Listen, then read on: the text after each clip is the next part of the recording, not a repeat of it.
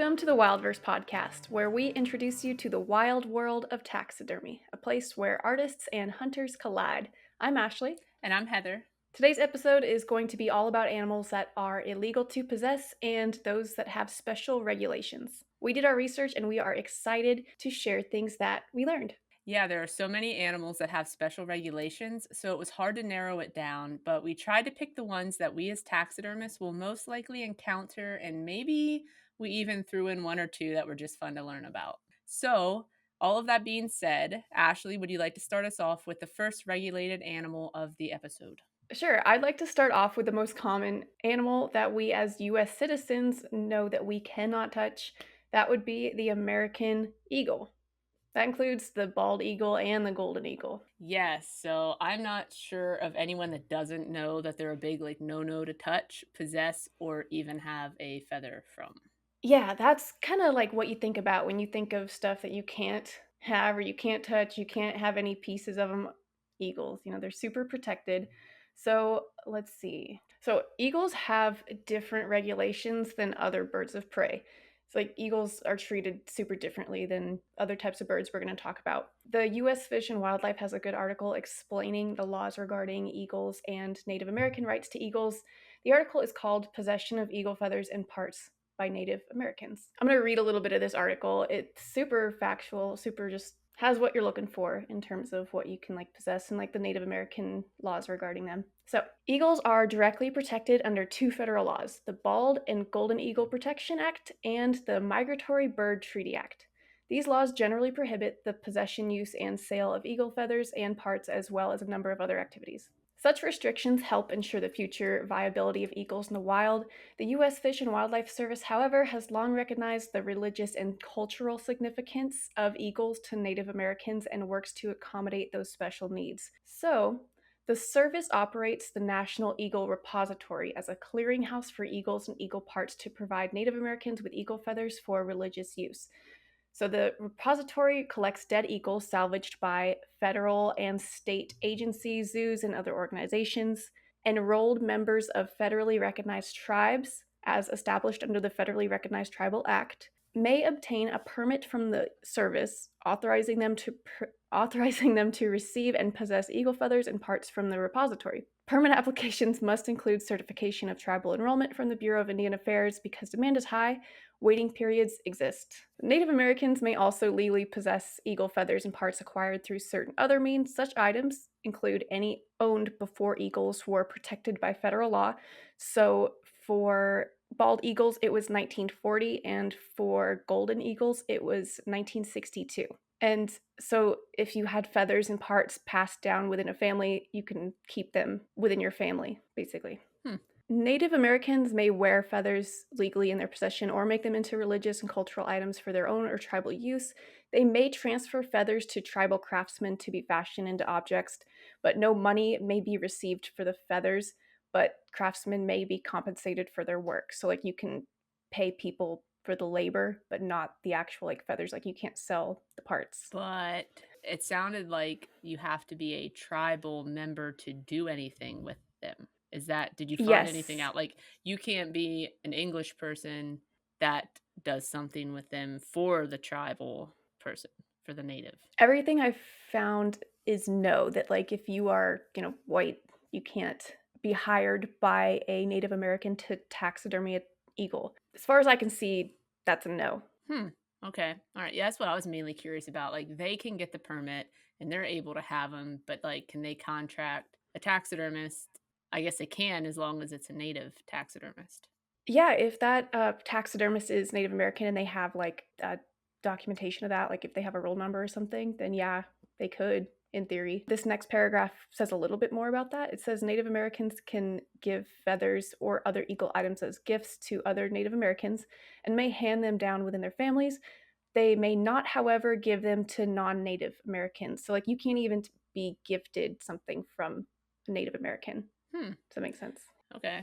Yeah, I honestly don't know if I've ever even seen like a real, I see all the fake Native American crafts of like the dyed turkey feathers. They dye like the tip black or something. And I Yeah. don't know if I've ever seen like a real one. Yeah, because when they have, you see eagles taxidermied at like taxidermy competitions. The World Show had like three of them. They're recreations. They're made out of chicken feathers Yeah. or whatever feathers, Yeah. and that's a super common way to find eagle taxidermy quote. I know some people, I think Fred Vanderberg, I think is how you say his last name. He mounted an actual eagle, I think, but it was must have been for like a museum or something, is my guess. Yeah, see, hmm, maybe. Because you know, like museums and stuff can get them. Actually, not really. So this the National Eagle Repository, it takes all the eagles Hmm. from anywhere. And then basically so Native Americans they can apply to get eagle parts from the repository. Hmm. That is complicated. It is. So I have another just little piece of information here. So the National Eagle Repository is a facility operated and managed by the Office of Law Enforcement, U.S. Fish and Wildlife Service. The main purpose is to receive, evaluate, store, and distribute dead golden eagle and bald eagles parts and feathers to Native Americans and Alaska Natives who are enrolled members of federally recognized tribes throughout the United States. Also, to develop and provide educational programs regarding wildlife trade, wildlife laws, raptors, and the Native American Eagle Feather Program. So, whenever an eagle is found dead, killed, whatever, anywhere in the United States, it goes to the repository and then it gets distributed to Native Americans. Hmm. I knew they could have. I knew that Native Americans could possess them, but I didn't know it was honestly that complicated. Yeah, I was under the impression that like a Native American could find one dead and then they get that one, but I don't think that's how it works specifically. I think if anybody, including them, finds one, they have to turn it in and it goes to this facility and then it gets distributed out from there because it kind of is like it seems like there might be a waiting list. You know, people can Yeah. apply, try to get some pieces, feathers, whatever, and I think it sounds like there's more applicants than there are eagle parts Yeah. to distribute, so they're in high demand. Yeah, and I'm sure that they probably only award so many a year, you would think. That's how most of those things work. Yeah, maybe. Like, I don't think there's any like nobody goes around like killing eagles for any reason. So, Well, that's what I just Googled because I oh wanted to yeah, see so if what'd anything you new find? popped up. So, on December 14th of 2023, USA Today put an article out about two Montana men allegedly killed 3,600 birds, including bald eagles, and they were selling them on the black market. Is that a new thing? It was just put out in December of 23, so in the last however many months. They illegally shot the birds and sold parts or all of the eagles between January of 2015 and March of 2021. Jeez. Yeah. I thought I've maybe heard about that, but maybe not. But I mean, yeah, obviously there's no force field around these birds. They can't be, you know. Yeah, especially so like, where I live, we see a bald eagle, a few times a year. They come off the river and like I know the one time I was coming in my driveway and I was looking out. I think there was a little bit of snow on the ground and I was looking out through the field and I'm like, "What the heck is that?" And I saw this white thing and it was a bald eagle out in the field. It was kind of gross. When we'd have animals die, like, maybe a cat got hit on the road, we would put them in our manure spreader and then we'd spread our manure. And this bald eagle was out there eating a dead cat. See, that's the kind of funny thing about eagles is like they're this majestic, patriotic bird, but they're actually just like a glorified vulture. Yeah, So that's what the people in like Alaska, they like that's what I was kind of getting to is we don't see them often, so it's not like common to even really it's like a cool thing if you see one, but like in Alaska and probably Canada and stuff, they're like everywhere. yeah, they seem kind of a nuisance up there. Yeah, it's like seagulls on the pier, it's just all bald eagles and in parking lots and stuff. Yeah, and then you think it's like super majestic, like, oh yeah, like there's eagles everywhere, but they're actually like you're saying, kind of a seagull creature in habit. Yeah, yeah, they'll I mean, it's cool when they catch like a fish out of a river, but they also like to eat whatever dead stuff they find. Yeah, like I see bald eagles once in a while too, but kind of a cool thing when I was back home in California, I set up a trail camera over like some dead animal or whatever, and I had a bunch of pictures of a golden eagle, and it was so cool. Those I things bet. are huge. Like I think they're bigger than bald eagles, and just Mhm. massive, huge golden feet. That was really cool to see. Yeah, they are super cool. I know I saw one, we were over, like, by our woods and heard all this commotion, it was like a bunch of crows or something, and I look up and then there's just this massive bird. Like you said, like, they're just huge. And I was like, "There's no Yeah. like, that was not a juvenile bald eagle. That had to be a golden because it was just massive." Oh, yeah, because 'cause don't they, I guess side note, bald eagles start out being not bald, and then Yeah. they get bald as they age, isn't that how that works? Yeah, Yeah. they're just, like, brown. Yeah. So, yeah, they're huge. Yeah, so that's the deal with eagles. I couldn't find any information like we were talking about earlier about if a taxidermist can do them, but it seems as though no. And I didn't find much information about Canada's eagle laws. Like, I just didn't research that as heavily. So I don't know their processes, but I assume it's similar. Yeah, I don't know because, I mean, we had that picture that was shared to us from the Canada taxidermy Oh, yeah, show, that's right. and that looked like a real eagle. If it was a reproduction, it was really well done. Yeah, we're gonna have to put a note on that Yeah. to Yeah. see, like, was that one real or fake? Did you Yeah. see oh, wait, you weren't at the last World Show because there was, like, Mm-mm. 3 of them, and it was really impressive to see how realistic they can get them with just, like, chicken feathers. Yeah, I think they use, like, chicken and turkey. Mhm. 'Cause, the like, a turkey, kinda like their belly feathers can kinda pass for their some parts of them because they're just the color, I don't know. They look really similar. Not the iridescent parts, but, they do have some drab Yeah. ones. So, okay, past eagles, which not a lot of us see all the time and have just hanging around in our front yards.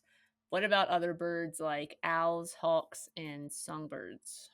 Or did you have more Yes. to say about eagles? No, that was it about Okay, eagles. okay. So sometimes eagles can get, like, lumped in with other birds of prey and songbirds, but, obviously eagles are so different. The regulations for other birds are protected non-game birds such as songbirds, hawks, owls. They can be legally brought to a taxidermist by game wardens, federal agents, or holders of appropriate state and federal permits. Once mounted, these birds can be legally possessed only by public scientific and educational institutions or individuals or facilities that have valid special purpose possession dead permits. Personal possession of non-game birds is prohibited. So like all those, birds I mentioned, you can't just have them like in your house. They have to be used in some kind of like museum or educational purpose.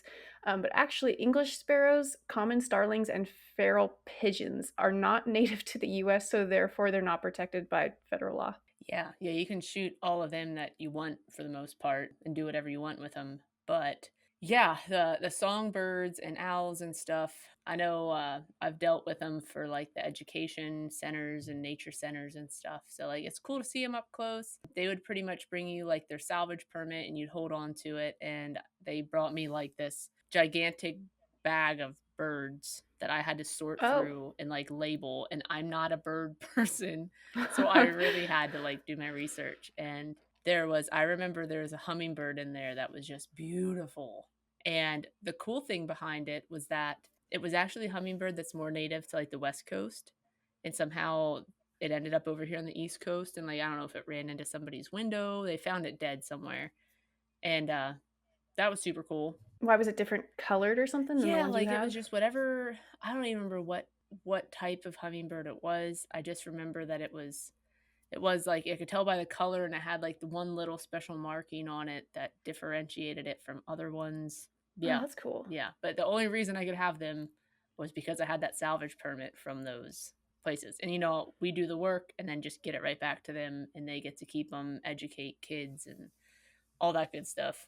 Right, like, so, I've seen like, I saw a hawk or something one time at a taxidermy show, and obviously it was, just being displayed temporarily there as part of the competition. It still had to have that permit, like, next to it, Mhm. like, mounted on the wall right next to the animal. So, yeah, stuff like that. Permits don't seem super hard to obtain, like, there's obviously a big process and stuff, but it seems like for stuff like owls, songbirds, hawks, all that, if you happen to find one, like, out in the wild or whatever and it's dead, it seems like the process is don't touch it. Go to a agency, game warden, whatever, get them, talk to them, and then handle it after the fact. Because that's how it seems to work here, but in Canada, it seems that, like, you can get those animals and you can pick them up and take them, and then just go get a permit for them after. So, like, in Canada, the restrictions on it are, like, a little bit more lax. Here, it's pretty tight. So, like, you see people rip people apart if they're talking about owls and stuff, like, "Don't touch it, you're gonna get in trouble," but you can actually get permits and stuff, but it is a process. Yeah, yeah, like, you can't get them for yourself, but, I know a lot of people like, what a nature center is probably gonna say is trying to think how to word this. I think a lot of people, if they find something and it's freshly dead, they're gonna pick it up, wrap it up, maybe put it in their freezer, and then take it to a nature center. Like you said, though, that's probably not. That's more of like the lax way of doing it, I guess. You're probably not I supposed wouldn't to. recommend that. No, I wouldn't recommend that. That would be, yeah, not the advice I would give, at Yeah. least here. I guess in Canada, seems like you can do that, but not here. Yeah, yeah, here you can definitely get because like what happens if you pick it up and put it in your freezer and then you just never like you can't do that. You can't just never take it somewhere, Like you have to not have it in your possession. Yeah, I don't know. It's very touchy and they are very anal about their birds that you cannot hunt. Yeah, you're right that you said something that, like, you can't have it for your personal possession. So, Yeah. like, if you go out and you find a hawk or whatever, and then you tell game wardens about it, they're not gonna let you just keep it. They're gonna take it for educational purposes, right? Yeah. The lucky thing, I guess, if you are a taxidermist and you happen to find one, you could maybe convince them, like, "Hey, let me do the taxidermy work," and then that would be the way that you could taxidermy those animals. But otherwise, unless you're hired by the agency or a museum or something, then that's kind of like, the only options you'd have for mounting those animals. Yeah. And another little side note story that has to do with birds like that is the fact that you can't. So, you know how people paint turkey feathers and sell them? Yeah. You cannot do that with birds that are regulated. It doesn't matter that it's just a feather. Oh, right, right. Yeah. So you cannot sell any part of a animal like that even though it's not from a dead animal. Right, I don't even think you're allowed to have those in your possession, like, if you have Yeah, I a don't hawk feather in your house. I feel like nobody would really I don't know, because when you're a little kid, like, you see pretty feathers and, like, you pick them up in the yard. Technically, you're probably not allowed to do that, but Right, that who's gonna you're come yeah, knock your door down for a kid that collected some feathers in their yard? right, technically, you're not supposed to, but yeah, if Yes. you have, like, a single feather, I don't think you went and, like, poached an animal just to get a feather, Yeah, I yeah. feel like that's kinda touchy, but what you can't do, which is what this guy in my story did, was this old man would pick up these pretty feathers, he would paint them, and then people would wanna buy the paintings because they're really pretty on these pretty feathers. Well, this old man was fishing on a river one day and was talking to this guy fishing beside him, telling him about this, he paints these feathers, he picks them up in his yard, whatever. Turns out the guy fishing beside him was an off-duty, like, fishing wildlife guy or whatever, and Oh, no. instead of just letting it slide because this poor old man didn't know any better or telling him, like, "Hey, you can't do that," they put together this whole sting operation and brought feathers to this guy and had him paint them. And when he Oh, charged him for it, they nailed him for it. man, well, I they know. say what do they say? "Ignorance is no excuse for the law." Yes, Eh, yes, I something know, like but that, man, I just but feel like I could never be like that. I'd be like, "Hey, look, you need to stop doing that. You can't do that. That's illegal." End of story. right, like, I don't know, think of the circumstance, some old guy didn't know any better or something. Yeah, like just inform people sometimes, especially when it's something that's not hurting anything. That's my opinion. Just saying. Yeah, like, if the animal's already deceased. Yeah, or like it's like, they just naturally shed their feathers. Oh, So, yeah, or that too. yeah, it's not You can hurting find a anything, but I feather. understand the whole thought behind like you don't want stuff on the black market or whatever. I don't know. That just gets touchy. But long story short, play it safe and not get in trouble. Don't touch eagles, songbirds, hawks, owls, anything that you can't hunt or shoot legally. Just don't mess with it. Right, that's good advice, like, any bird that doesn't have a hunting season, Yeah. don't mess with it. Yep. Get permission first. Yeah. So, moving on from feathers, how about another animal that most people think of when you bring up animals that you cannot have here in the States? Yes, so let's move on to my first choice, and that would be polar bears. So, polar bears are a very touchy subject. There are polar bear mounts that are in the US that you can buy and sell with permits.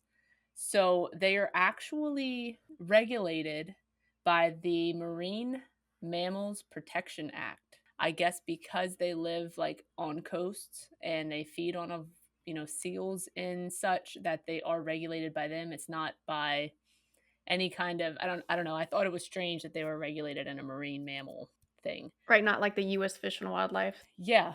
Yeah. You're counted as marine Yeah, I thought that was mammals. weird. Okay. But, you can buy and sell them with a permit if it was before 1972. That's kind of when they became regulated Okay. and, protected. They were added to the threatened list, so they're not endangered, but they are put on there for threatened just because of the changes as far as ice melting. They're kinda sorta worried that they might disappear by the year 2100.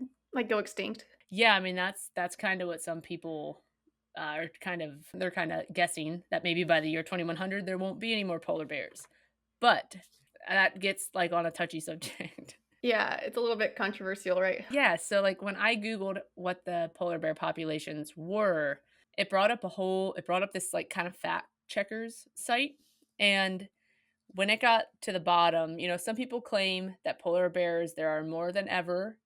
We have so many of them. Other people are claiming that they're like dying off because you always see the videos of like a sick polar bear or like, it's skinny and starved, which happens to any animal like in that you can think of. There's going to be a sickly one. There's going to be Yeah, one that can't find food. there might be a little bit of propaganda around that. Yes. So when I went on that fact checker site, they said that the info is misleading because there are more bears than we had 50 years ago. Like, they really built their population back up because I guess over 50 years ago, there was a lot of overhunting of them. Because I would imagine if I lived where polar bears lived, I wouldn't want them coming into my village and killing me or my kids or my pets or, anything like that. So I would assume they're probably trying to eradicate them for the most part because they are just huge, vicious animals. But there are like 22,000 to 27,000 in the world right now. And that is kind of a rough estimate because they said since they are so widespread, it is hard to get a good count on them. But they live in the Arctic, in the US, which Alaska, Russia, Greenland, Canada, and Norway. That seems higher than I would have thought Yeah. for population numbers. Yeah. That's pretty good, I feel. Well, and I bet it is hard to calculate them because, like what you said, they're widespread and also they're white Yes. on snow. Like, how can you get an accurate Yeah. count? And they live in a place that not a lot of people live. So it's not Yeah. like you have a lot of sighting like, you do have sightings of them, but you don't have a lot that people can really kinda count them. But they do say that their numbers are holding steady. If you went to hunt a polar bear, natives can hunt them. If that would be, like, in the US, like in Alaska, you can only hunt it if you're a native. You must use all the parts, they cannot be wasteful, that's part of the regulation with that. But Canada, you do not have to be a native to hunt a polar bear. I know people that have paid to go on a polar bear hunt and they limit their numbers. So, it's not like they have an open season. I think the one thing I read was only 19 females could like be harvested in a season. And I'm not sure how many males. You could be a non-Canadian and a non-native and go to Canada and hunt a polar bear. Yep. Yep. You can go, you can shoot a polar bear, but then you cannot bring it back to the US. Yeah, so that was my next question. Like, so what are the chances of somebody being able to taxidermy a polar bear in the United States? 0. I don't know. I feel like unless it's for, maybe a zoo, you might be able to, but that's why the polar bear, reproductions became so popular because Yeah. you go shoot a polar bear and you can't bring it home, so then you get a reproduction the same size as the one that you shot, and they look pretty good, like, if you know what you're looking for and you look up close, you can tell that it's not perfect, but I guess it's better than not having your bear at all. Yeah, so how does it work then in Alaska? Because obviously the polar bears are already in Alaska, live, living there. So then if you're an Alaskan taxidermist, I would assume you'd be able to taxidermy them there. I don't think so. Can you not? Huh. I'd I have wonder how to that I'd have to works. honestly double check that, but I'm pretty sure that in the US you cannot like, if you're native, you can hunt them and you can use them, but I feel like you can't actually like Oh, get them mounted. yeah, then can you not hire a taxidermist to mount it for you? I mean, maybe if you're a Native American and you are a taxidermist there, maybe it's a similar situation, kind of like to the eagles, but I'm not sure. So that might Maybe. be. Let me Google that because I didn't find any info on that. So pause for a second. This episode of Wildverse is sponsored by Pro One Performance Chemicals. Pro One specializes in tanning chemicals for the professional taxidermist. They offer a complete line of tanning products to provide you with everything you need to tan your next hide. I really like their Pro Max Tan for my personal tanning projects. They make it so simple, it's easy to follow instructions printed right on the bottle. I actually used Pro One to tan the deer that I won with at Nationals, and I was using this same tan to tan some bobcats last week. It's super versatile. Not only does Pro One have you covered for all your tanning needs, they also sell Pro One Hide Paste, the industry standard in glue. Heather and I both use Pro One Hide Paste on every single mount. We love it. It has a thick consistency that makes it easy to apply to the form, yet it's soft and pliable enough that it can be easily manipulated under the skin after you throw the hide on. If you haven't tried Pro One Hide Paste, I am telling you, you are missing out. And now, as of 2024, you can order Pro One products directly online at pro1performancechemicals.com. That's PRO, the number one, performancechemicals.com. So I had found out that if you are a native, you can get a polar bear hide tanned by a taxidermist. So you don't that does not have to be a native taxidermist at all. But it's the same as the eagles, where you cannot like gift parts of it to non-natives. So that was somewhat interesting. And but the weird part is it says you can't gift things, but if you make polar bear handicrafts or clothing, you can export them to other countries. Oh, so like you can make crafts and stuff out of them, and then that's okay to sell and whatever. Yeah, it needs a CITES, but it's okay to like sell to other places, but I guess the US is just the like, no. Other countries is fine, but the US is like not into polar bears. Oh, like so if you're a person who lives in like Norway Yeah. and legally obtained a polar bear that way, and then you could distribute it, perhaps. I mean, I guess obviously Norway has their own laws and stuff, but Yeah, I more feel likely like to yeah. do it there than here. I feel like the US is the only country, if not one of the only countries, that you cannot import any polar bear parts into. If you're a taxidermist in Alaska, it didn't say anything about mounting them, but it did say that you can tan the hides. So I guess that's the closest you're gonna get in the US to being able to do that.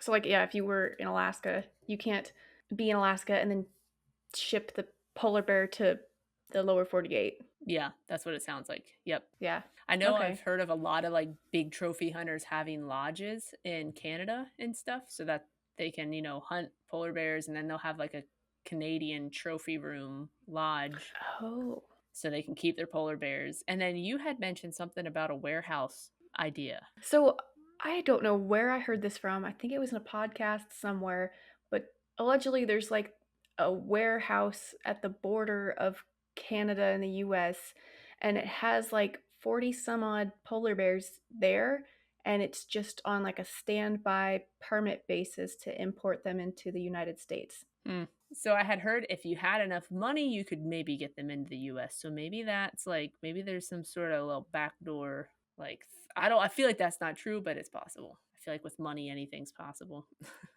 That is true. So if you have enough money, you can do anything. Yeah. Yeah, I'd have to double check that, but there's I wouldn't be surprised because if you shoot one, you want to have it. So they're just yeah.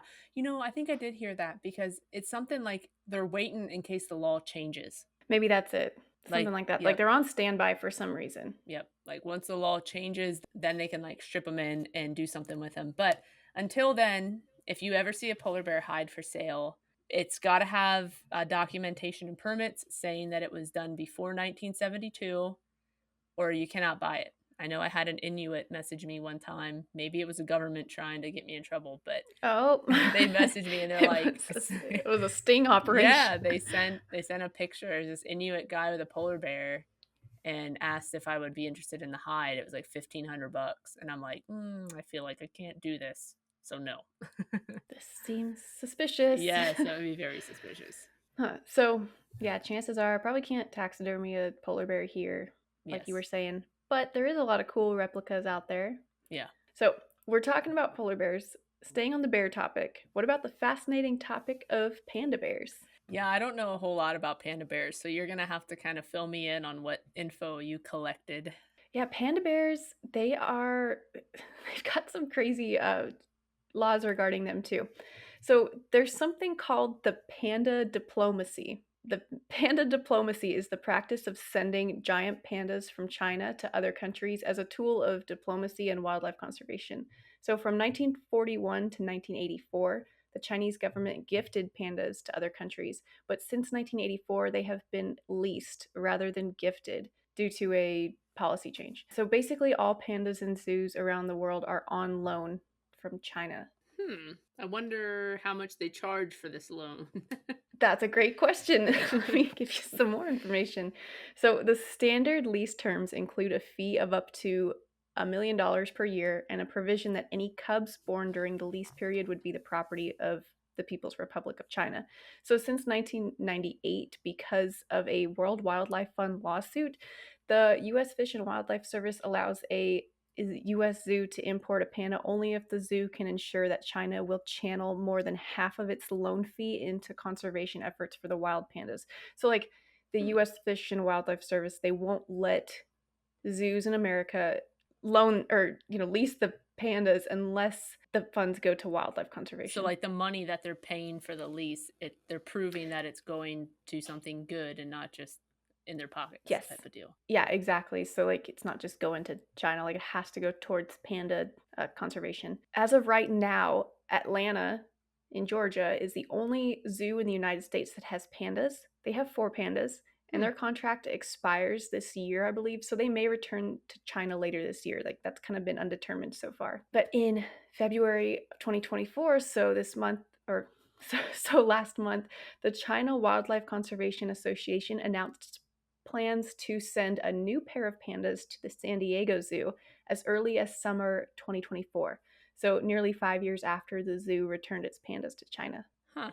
That's a lot of like why are pandas so I mean, I guess they're kind of so rare and regulated because they don't seem like the smartest animals. Like when you see videos No. like they're really clumsy, they it sounds like they're hard to breed at least in captivity, Yeah, so I guess their like heat cycle or like their window of conception mating. or whatever. Yeah. Yeah, it's only like 24 hours to 72 hours a year.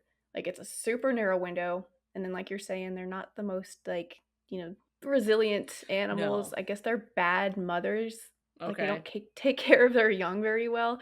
So that and then like obviously their home range is just so small. Like it's just China, Yeah. just Asia, and they have limited food sources, like all that stuff, and then they're just very sacred to the Chinese people and to China. They're like a Yeah. very sacred symbol to them because actually, so one instance, this is from National Geographic. So Ken Walker, he's a taxidermist. I think he's in Canada, right? Mhm. But anyway, he was here, I think, at the Smithsonian. There's a little story from that. So let me go ahead and read what it has to say. So he was part of a team brought in to restore the Smithsonian collection of taxidermy. Ken Walker discovered that the museum still had the body of Sing Sing. I don't know if I'm saying that right. A giant panda who had died in 1999. China had given this panda to the US government as a gift, like while it was still alive, I believe. And the Smithsonian was afraid that mounting the panda would be perceived as an insult to China. So, Mm. using Sing Sing as inspiration, Ken Walker constructed a panda mount and covered it with two black bear skins, one of which he bleached. The result is pretty much indistinguishable from the real thing. In fact, Ken Walker caused a bit of an uproar when he entered it into the 2003 World Taxidermy Championships, as real pandas are illegal to taxidermy. But once the confusion was cleared up, he took home two awards, Best in World Recreation and the Competitor's Choice Best of Show. Hmm. It did look really good. Yeah, I sent you that picture of it. Yeah, so what I had heard about that, you said about how you use black bear hide to like recreate it. So what I had heard was it was black bear, but the hide that he dyed white was a cinnamon bear. Like he didn't start with black because the black was like super hard to get white, That checks out. but because cinnamon was already a lighter color, he could whiten that. I feel like I read that too somewhere. But yeah, so he used just two bears, recreated Sing Sing. Hmm.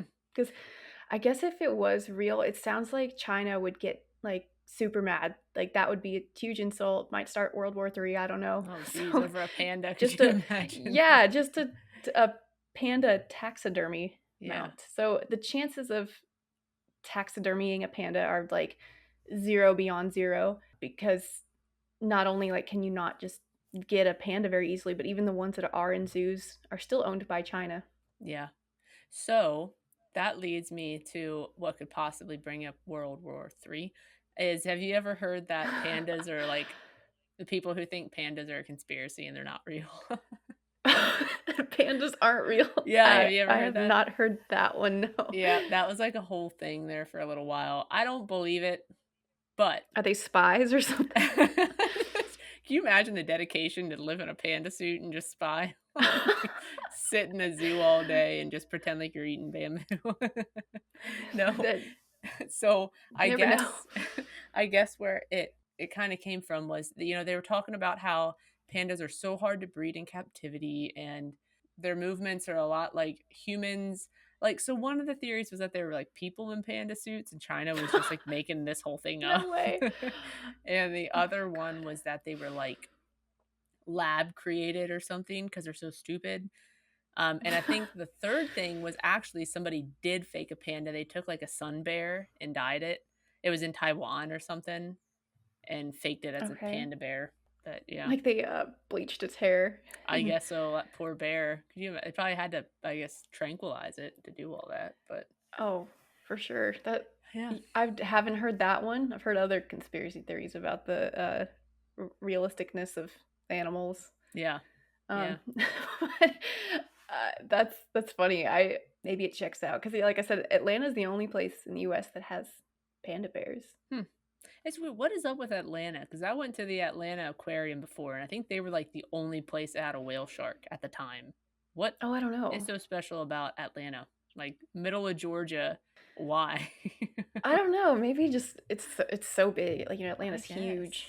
I don't know either. I remember I did go to the San Diego Zoo when I was a kid, and I did see pandas there. I didn't know they were so rare, though. I didn't Yeah. understand how special that experience might have been, but they were Yeah. really cool. They did not seem like humans in bear suits to me. That's good. I They were cute. Yeah. Well, I mean, I feel like the odds of us any of us ever getting to work on a polar bear, panda bear, is very slim, but Apparently, even if you have, like, a body of a panda in a freezer, that's not even okay to work on, yeah. per the Ken Walker story with the Smithsonian. Yeah.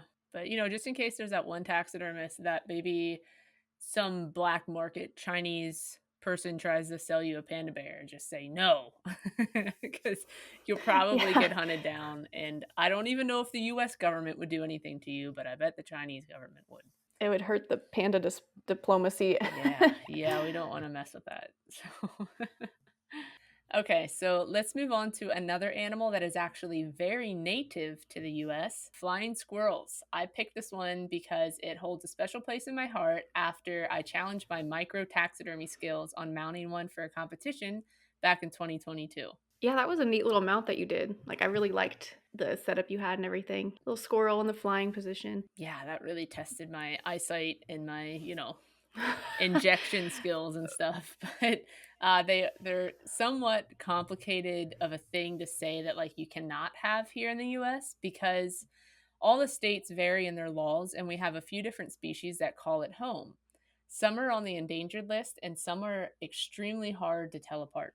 Kinda where I'm gonna start is at least where I'm from, and I think a lot of other states are this way because there are no states that there's, like, a legal hunting season for flying squirrels. So, if you do find one, like, 99% sure every state you're gonna have to get some sort of salvage permit if they even give out salvage permits for them. So, like, for instance, mine, a guy brought it to me, he didn't want it, but he was gonna get me the salvage permit for it. Kind of funny story is he called the game commission to get the salvage permit. There are people that answer the phones don't really know a whole lot, and she's like, "Well, we can't even give a permit for that because we don't have them in Pennsylvania." Oh, no. Yeah, Like, and he's well, like clearly he not. he told me, he's like, "She said we don't have them." I said, "Well, we definitely do because 'cause I've had other people get permits for these things." So then I had a game warden that just a couple days later came into my shop, and I asked him, and he's like, "Yeah," he's like, "I can just write you one out now." It was like 25 bucks. So if you do wanna have one, mount it, whatever, you're gonna wanna get a salvage permit. And they have to check and make sure that you didn't shoot it. Like, they're gonna wanna look at it and Oh, they inspect it. yeah, like, the one that was brought to me, the guy's cat brought it to him. Oh, okay, yeah, I was wondering, I was about to ask, like, where did that one come from? Yeah. That's a good way to utilize something like that. Yeah, so the only downside to that was, like, it had a little tiny bit of slippage on its belly because that's, of course, the first place it's gonna rot. Oh, yeah, okay. Because how soon did he find it? Like, once his cat brought it to him? Like, was it Yeah, do you I know don't any know. like, how fresh it was? I have no idea. It must have not been too bad because it didn't, like, stink or anything, so what I had done is I got it and I froze it in a bottle of water because I didn't want it to Oh, freeze or burn, and I wasn't sure when I was ever gonna get to it, so I that's just froze smart. it in a block of ice. Yeah, because that thing was tiny. Like, you're not Yes. kidding when you say it tested your micro taxidermy skills, because that was Yes. tiny, and did you end up, like, splitting the wings? Because 'Cause they're, like Yeah. I mean, they're paper thin, literally. Yeah, there's a lot better than, like, a rabbit, though, like, it wasn't fragile.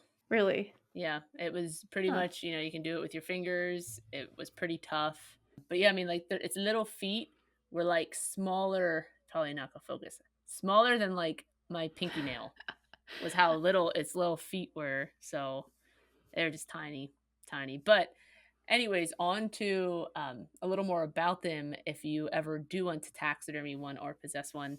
So there are two, somewhat now three native species of flying squirrels to the US. And the tough part is they're extremely hard to tell apart. Actually, I'll send you two pictures then, and actually Okay. three pictures, and good luck figuring out which one's Distinguishing them? which. Okay. So the two main native ones, there's a northern flying squirrel and a southern flying squirrel. The northern ones are just a little bit bigger, like from head to tip of their tail. I think it was like 10 to 12 inches. The southern are like 8 to 10 inches long. And then the only way that you can tell really is you look at one up close and on their belly hair, the northern one has a gray color at the base of each hair, and the southern one is just all white. Oh, man, and, Yeah. it sounds like these species, do they overlap quite a bit too, like, in their ranges? Yeah, like here in Pennsylvania, like we have both, but the northern one is endangered. So that's the one that you cannot possess regardless of permits or anything. Oh, so you can get a permit for the one species, but not the other. Yeah, yeah, you can't have the endangered ones at all, but the southern ones, which are thriving, those are the ones that I got the salvage permit for. But how do you ever tell? Like, I know I was looking at mine trying to figure out, make sure it wasn't a northern one since you couldn't have Yeah. that, and I'm like, I Uh, don't know what it look like. I don't know. They're complicated. But there is a new species now that they thought was just a northern flying squirrel in the Pacific Northwest, and it's called the Humboldt flying squirrel. oh. So that one, they thought it was just a regular northern flying squirrel. Is Yep. that correct? Yep. And now they're like, "Wait, this is actually more of a separate species?" Yeah, so they actually got Hmm, DNA from both of them, and the Humboldt one has no DNA like link to the northern one, and that's how they figured out that it was a separate thing. that's cool. I wonder if it came from, like, Humboldt County in That might be. California. It's Maybe. in the Pacific Northwest. Maybe. All I could think of was Humboldt squids. I don't know what that is. Oh, I don't know, I just know that there's Humboldt squids, that's all I know. I don't Oh, know I didn't where I know know that. this from, but I've heard of that. I would assume they're from the same region as well. Yeah, So probably, but, yeah, they're a really common thing people get a lot. Like, I know down in the South, really? people run into flying squirrels all the time. I didn't know they were that common. I asked you earlier off the podcast, like, are they native here? I don't even know much about flying squirrels. Like, maybe nowhere I've lived has had them, or I guess maybe I'm not paying enough attention, but Yeah. they seem pretty rare. But the fact that you can get a salvage permit for them, like a personal one, not just like a educational scientific permit, is pretty good. That's a pretty lenient law as far as Yeah, laws go. yeah, and honestly, I don't know the other thing I didn't even think of until now was, chipmunks. Like, you can't have chipmunks. I don't know Oh, if can they'd you be the not? same. Yeah, like, you can't shoot a chipmunk, you can't possess a chipmunk. So, they might also be a salvage permit, like, if your cat kills it or something or you find it dead, but I don't know. That's a good question too, because I've definitely came across some dead chipmunks and stuff. Not that I've done anything with them, but, like, I didn't know I guess I didn't realize what the Yeah. legalities were. Yeah, which is weird because you wouldn't think a Timber chipmunk. tigers. Yeah. They're cute as heck. I don't know They either. are. That's a good one to find out about. Yeah, yeah, so I'll have to figure that out too. I didn't even think about them because, like, you don't see them that often because 'cause they're just so little and, like, you'll be hiking and then all of a sudden you're like, "Oh, there's a chipmunk," and then that's Oh, I where know, that they're so ends. cute, man. I love them. Yeah, yeah. They got stuck in a friend of mine's car one time, like, they made a nest inside, like, some piece of their car. Didn't drive the car for a couple months and then did, and then, you know, Mm, chipmunk scramble. yeah, that So, would definitely happen. that's what I think of when I think of chipmunks, unfortunately, or, like, unalive chipmunks. Yeah. Well, that's like what happens with the like the flying squirrels. They get into people's camps and sheds and stuff, hunting blinds, and just make a little home in there. And they, of course, don't want them in there. Flying rodent. Yeah. They don't Yeah, they're really, like, cute. they don't really fly, it's more of like a glide, Yes. isn't that right? Yeah. Like, flying is kind of a silly way to say, like, their gliding motion. Yep. They just glide down through. It's funny. I don't know why I have a story about all these things, but a little funny story about him gliding is Ryan, my husband, was telling me when he was walking through the woods one time, it was like at dusk, and he was walking and he felt this thing just smack him in the back of the head, like land on his neck. And so of course his first instinct is like grab it and fling it. And so he killed this poor little flying squirrel on accident. Oh, he actually grabbed it though, it, like Oh, you know what? I don't think he was walking in the woods. I think he got into one of their little wooden hunting blinds and it jumped down on the back of his neck. oh, and then he automatically just, like a spider gets on you or Yes. something. Yeah. R.I.P. little squirrel. Yeah, so I guess they're pretty common then, at Yeah. least up where you're at. Yeah, you just don't see them because it's, like, they come out at nighttime. So, Oh, that makes sense. They're almost like little sugar glider type things, huh? yep. Yeah. So did you got to keep that little flying squirrel you did, obviously, right? Yeah. Is it just in your house? Yeah, I just, like, in my spare bedroom because I don't know what else to do with them. I thought about I think I'm gonna make them that I can, like, hang the tree on the wall, maybe I'll stick them there or something. Mm, Yeah, because I don't know what else to do with them. 'cause that's a cool little thing. Yeah, That's what I'd like to maybe do is we have the Ned Smith Nature Center close to us, and I thought about maybe either they could make it or I could make it, get, like, a little glass case thing like a little that at least dome. it could stick in there because it's a well done flying squirrel and, like, not many people get to see them up close, but Yeah, I wouldn't want people touching it, so it'd be in the glass case and they could actually see how little these things are. I might do that. that's a neat idea. Yeah, something like that. Just 'cause yeah, I've never seen a flying squirrel taxidermied besides yours. Yeah. They're out there. There's just some really the form that you buy for them is disgusting, so a Did lot you of actually them. buy the form? No, I made everything for mine. Yeah, So that's what most that you see are in this disgusting looking because 'cause they're flying so tiny. pose. I would imagine even carcass casting, that would be fairly simple. Yeah. Yep, it's just the wings or the tough wings and little feet and the face and ears are tough, but yeah, it wasn't expensive to carcass cast, so that's why I did it. Yeah, you just take, like, a couple dollops of some kinda casting material. Yeah, yeah, wasn't much, but, yeah, so in conclusion, if you want one, contact your local game warden, Fish and Wildlife, and, you can most likely get a little salvage permit. If it's a southern Yes. flying squirrel, not a northern flying squirrel, right? Yep, yep, only southern flying squirrels. Make sure you check the belly. Yeah, good luck. Yeah. So talking about states having different laws and what you cannot have, what you can have, I know I have touched on this in other episodes, but never really dived into it. So the fact that in the state of California you cannot possess a mountain lion.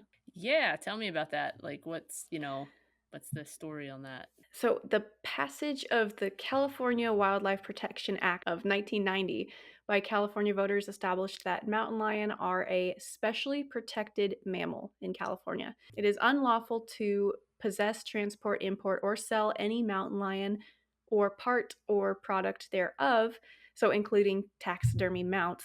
The status and other statutes prohibit the California Department of Fish and Wildlife from developing hunting seasons or limits of the species.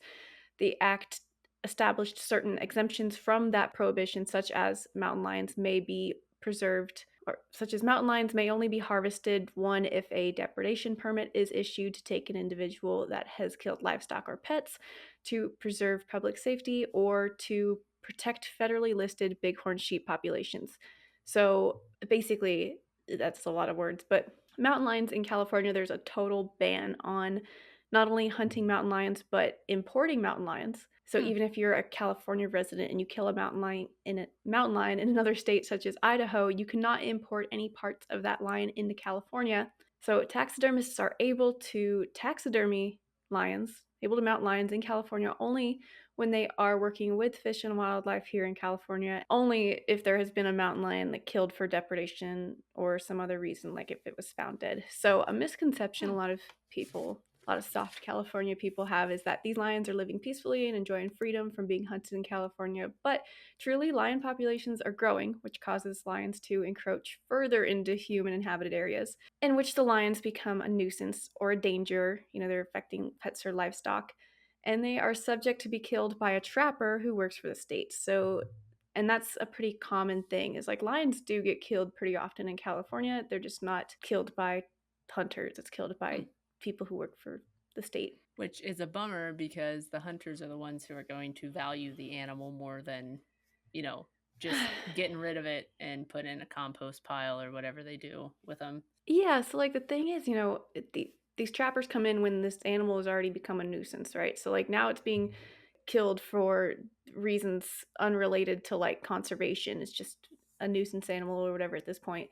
And Yeah. so being killed when otherwise, like, in order to prevent that scenario altogether, they could have, specialized seasons, limited takes on these animals, gain revenue from Yep. hunters, Instead of but paying no. somebody to do it. Yeah. Yeah, and the thing that you know, to not hunt them is kind of one thing, but then to not have any kind of importation at all of them is another thing. So every other state in the US, you can taxidermy, you can mount a mountain lion. You just cannot do it in California unless it's for fish and game. Hmm. So if you mount it for fish and game, it what then goes into an educational center? Yeah, it can't Okay. be, like, kept for, like, personal use or whatever. The law specifically states, this is in pertains to that, is so the law specifically states that no person may sell or possess any mountain lion part or product thereof unless he is in possession of a valid non-transferable permit issued by the department.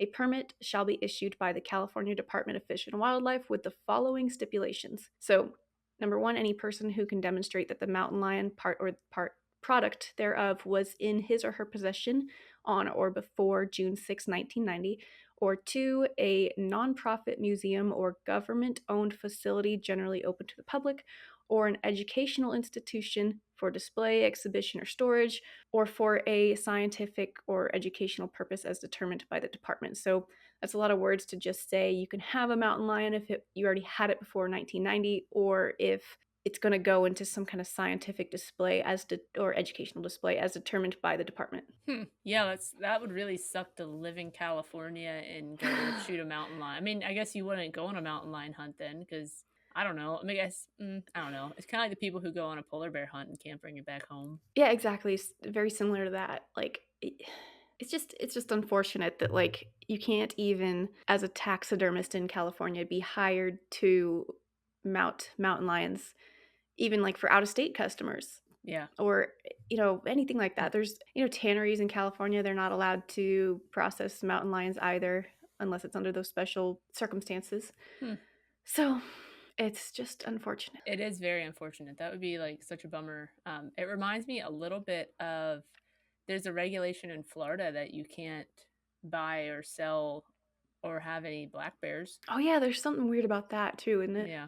Yep. I'd be Yeah. curious about, like, the populations of black bears, though, in Florida. Like, is there a Yeah. large population of black bears in I Florida? thought they had a lot of black bears, but I mean, it's just kind of the same thing. Like California has well, okay, so California and mountain lions, they have a lot of mountain lions, and there was that guy that got killed by one just I don't know a few weeks ago. But so, yeah, like you're saying, just a couple weeks ago, there was an instance where 2 guys were out, they were shed hunting in California, like, in the Sierra Nevadas, and they were both attacked by a mountain lion.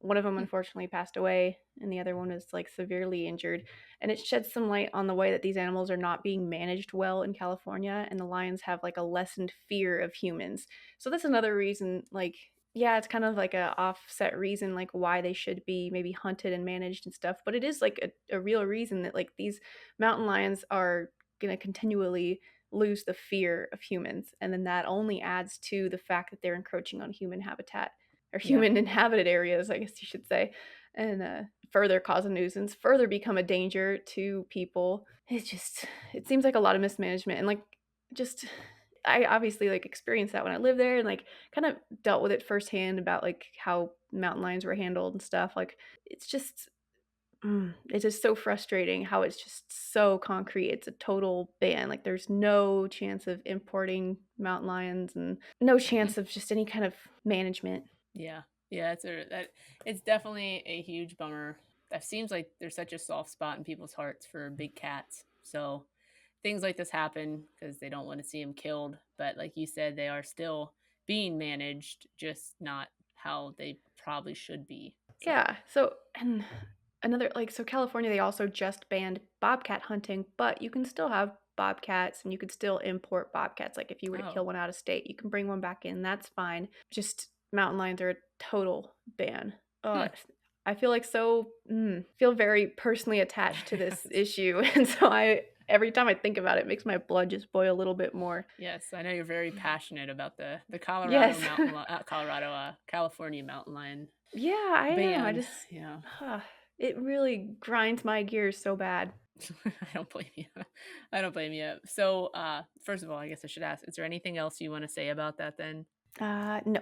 so speaking of big cats, that kind of leads me into somewhat the new regulations on the African lion imports into the U.S.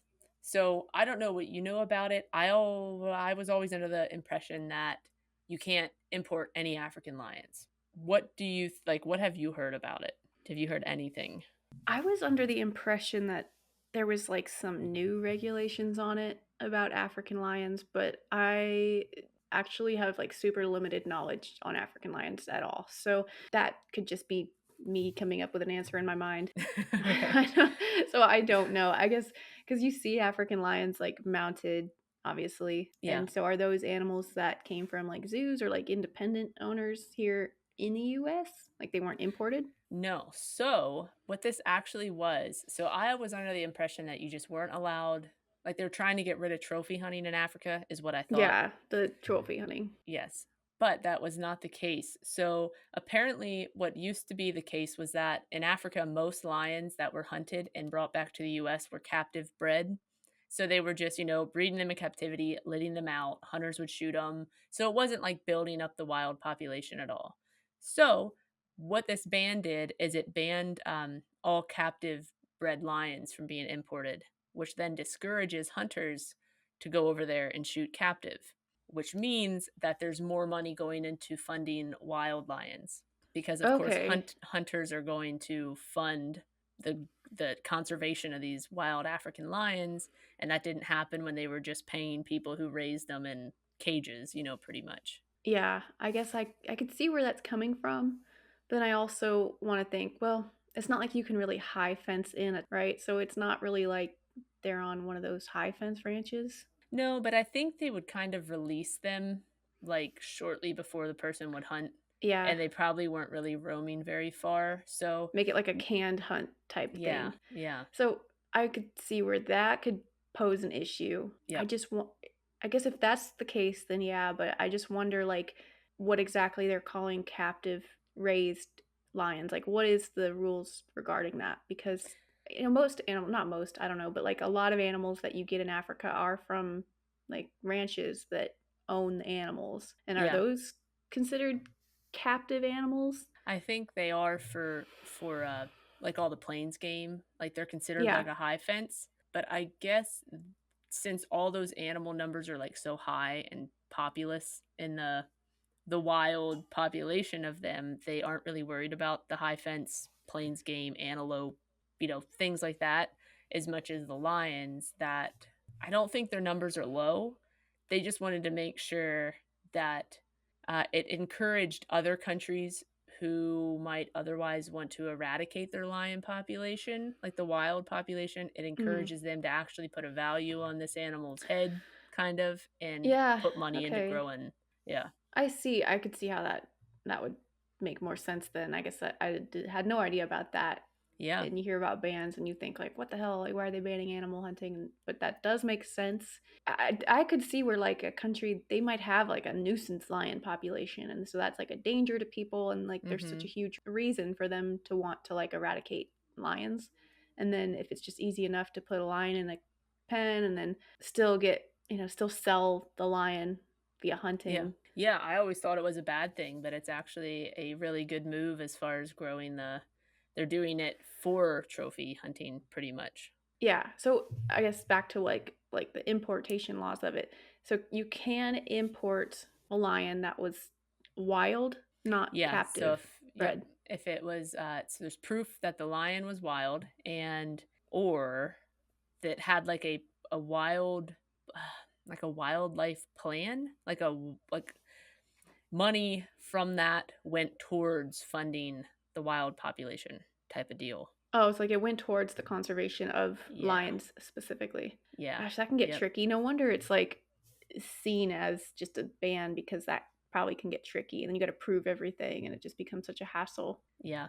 So like places like Tanzania is like one place that you can go and hunt lions and import them. There's no ban on that. A lot of places in South Africa, that's where the ban kind of comes into play because that was where a lot of the captive ones came from. There's a couple other countries too, and I did not write them down, but I knew Tanzania was one that people can go to and get a lion imported. Oh, so it probably does vary like by country to country quite a bit. Yeah. Yeah. Good news is it's not a complete ban, it's just a semi ban. So as long as you're going over there and shooting wild African lions, you can get them imported back and be good to go. Because there are lion replicas now as well, I guess, for people that can't import theirs. Yeah, they look pretty good. Like there's a lot of places same people are doing like the polar bears and they're doing a lot of replicas of lions. I think they're pretty good looking. Yeah.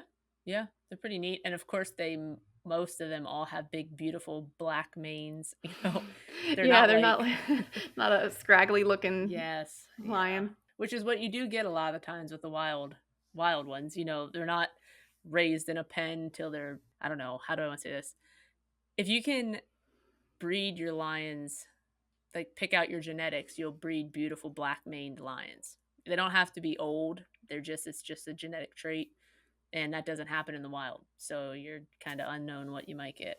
Yeah, I think I've seen kind of a misconception from people where they'll see like a real lion mount, it's the real skin and whatever, and they're like, "Oh, somebody messed up when they mounted that," or "It doesn't look funny," or "It doesn't look Yeah. right." And like, no, it's just the fact that that's like what a true lion looks like with their mane. They're not this Yes. big plumage of like beautiful, flowing hair like Yes. you imagine. Yeah, most of them are pretty straggly. Yeah, they look like they just like rolled out of bed. Yes, we did a beautiful big black maned lion, but that was also from a zoo, so that's why.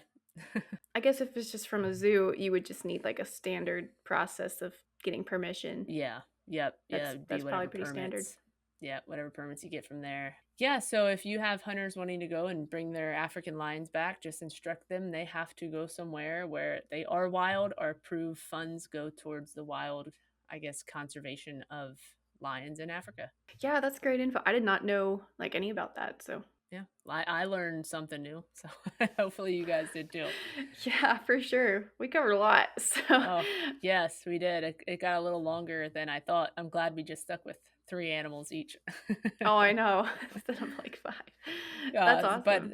it is. But, for other animals and products that are regulated, you can go to our Instagram and our Facebook, and we are going to share the link that is to a great pamphlet from the US Fish and Wildlife Service, and it goes over things like polar bears and like things like walruses and sea turtles and ivory. Like it's a pretty neat little pamphlet, so you might want to check that out. Yeah, I'll definitely be checking that out too. But we would like to thank you for listening to our podcast, Wildverse. We hope you enjoyed listening and learning about animals that can carry some heavy regulations here in the US. And hopefully, some of this info helped keep you from paying some hefty fines. If you'd like to stay up to date on new episode releases, you can follow us on Facebook at Wildverse Taxidermy Podcast and Instagram at Wildverse Podcast. And don't forget to subscribe to our YouTube channel, Wildverse Podcast, to see when new videos come out. Or you can leave us some love on Apple Podcasts or wherever you listen by leaving us a review. Have a great week, and remember to throw out that blue jay that you stuck in your freezer a year ago. Can't Yes, have no. Yeah. All right, thanks. Bye.